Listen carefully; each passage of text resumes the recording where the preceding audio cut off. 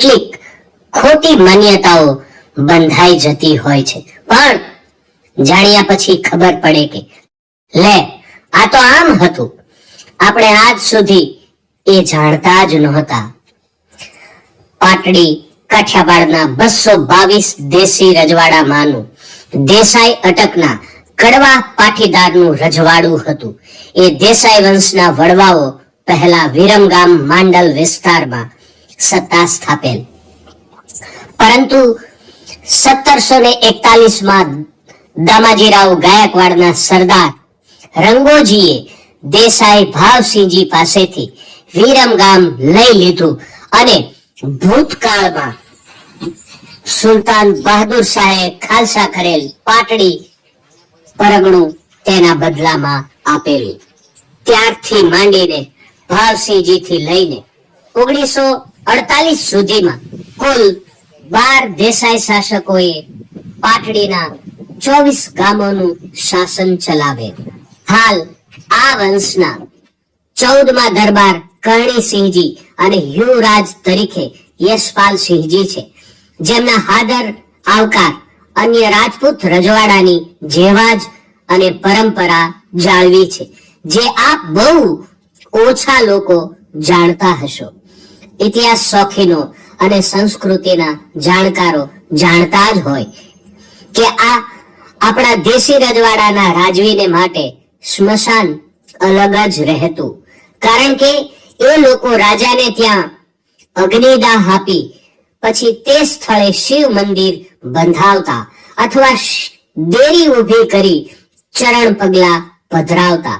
આવા અનેક ઉદાહરણ આ બોલનારે ભાવનગર, વઢવાણ, ધાંગધ્રા, સાયલા, લાઠી, જેતપુર વગેરે ઠેકાણે જોયા છે. આ રૂઢી પરંપરા એ કડવા પાટીદાર રાજવંશે પણ પોતાના વડવાઓના અગ્નિદાહ સ્થળે સાચવી આ મંદિરો બંધાવેલ છે. પણ અહીં નવીન એ જણાયું કે અહીંની રાણીના નામે તુલસી ક્યારો બાંધવામાં આવતો. આ બધી જ જે દેરીઓ છે, જે આજે પણ અડીખમ ઊભી છે અને રાજાશાહીના સમયની આ પરંપરાની સાક્ષી પૂરી રહી છે. આપણે ઘણી વખત આ બધું જ જાણતા હોતા નથી, જોયું હોતું નથી. તેથી આપણા મનમાં આપણે જેટલું જોયું હોય, જેટલું સમજ્યું હોય એટલું જ વિચારતા હોઈએ છીએ, પણ એવું નથી.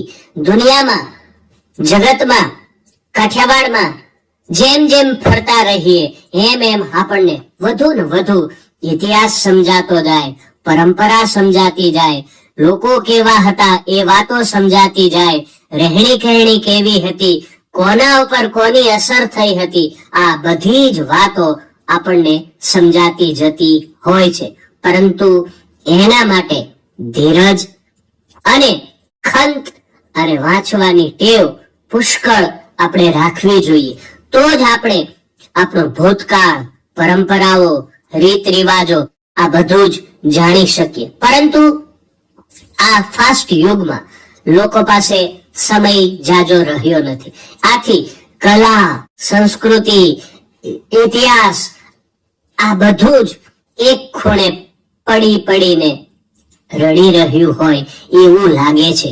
એક જમાનામાં કેવા કારીગરોએ આ નકશીકામ કર્યું હશે એ આપણે આજે જોઈએ છે ત્યારે નવાઈ પામી જઈએ છે અને એને નિરખતા થાકતા જ નથી. આજે તો સાધન વાળો યુગ છે, પરંતુ સાધન વિનાના સમયમાં પણ આવું બધું કામ આપણા દેશી કારીગરો કેવા ખંત અને પેલી નવીન દ્રષ્ટિથી કરતા હશે એ આજના આર્કિટેક્ટ અને એન્જિનિયરોને પણ નવાઈ પમાડે છે કે વાહ, એ જમાનામાં શું જબરજસ્ત કામ કરવામાં આવતું હતું અને આ કેવી એ પરંપરાઓ એ જમાનામાં રહી હતી. એ બધું જ આપણે ખોળી ખોળીને, કાઢી કાઢીને જોઈએ છીએ.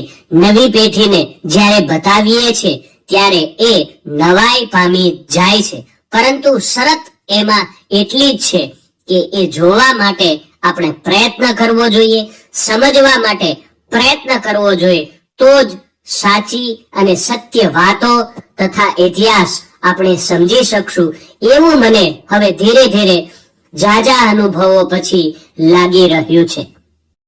ક્યારેક પાટડી નીકળો તો આ દેરીઓ જોવા માટે બ્રેક મારશો તો કશુંક પામ્યાનો સંતોષ મળશે કે કેવી એ જમાનાની પરંપરા અને સંસ્કૃતિ હતી. હા, સમય મુજબ બધું બદલાય છે, પણ જોવાનું, વાંચવાનું, વિચારવાનું છોડતા નહીં. એ જ આપણને પતનની ખીણમાં પડતા બચાવી લેશે.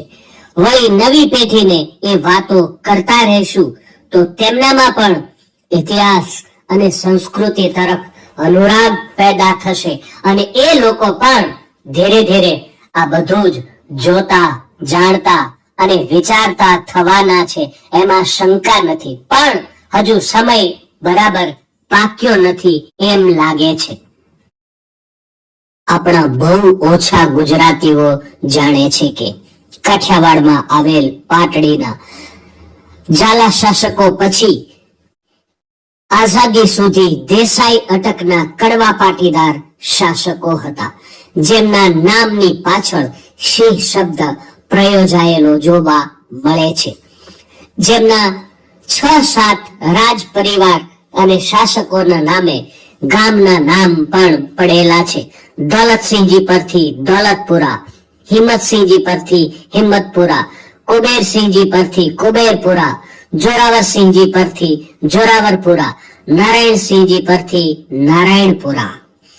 અન્ય રજવાડાઓની પરંપરા જેમ જ અહીંના દેસાઈ શાસકોની છતરડીઓ અને રાણીના નામે તુલસી ક્યારા પાટડીમાં ઊભા છે, જે પરંતુ બધાને ખબર હોતી નથી.